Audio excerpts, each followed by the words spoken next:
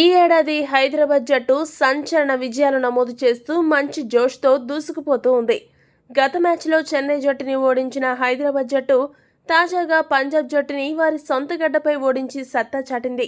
ఇక ఈ మ్యాచ్లో హైదరాబాద్ జట్టు గెలిచిందంటే అది నితీష్ రెడ్డి ఆల్రౌండ్ ప్రదర్శన కారణంగా అని చెప్పడంలో ఎటువంటి అతిశయోక్తి లేదు. బ్యాట్తో 64 పరుగులు చేసిన నితీష్ రెడ్డి బౌలింగ్లో 1 వికెట్ తీశాడు. అలానే ఫీల్డింగ్లో ఒక సూపర్ క్యాచ్ పట్టి అలరించాడు. ఇంతలా తన ప్రదర్శనతో ఆకట్టుకున్నాడు. కాబట్టే అతడికి ఈరోజు man of the match award వరించింది. అవార్డు తీసుకుంటున్న సమయంలో నితీష్ మాట్లాడుతూ ఏమన్నాడంటే, ఈరోజు నా ప్రదర్శన నా జట్టుకి ఉపయోగపడడం నాకెంతగానో సంతోషంగా ఉంది.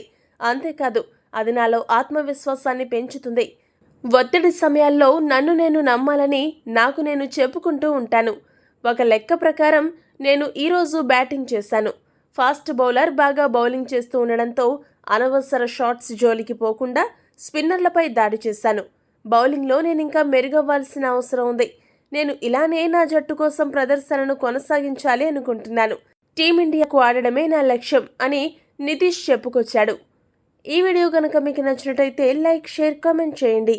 మరిన్ని స్పోర్ట్స్ అప్డేట్స్ కోసం మా ఛానల్ను సబ్స్క్రైబ్ చేసుకోండి.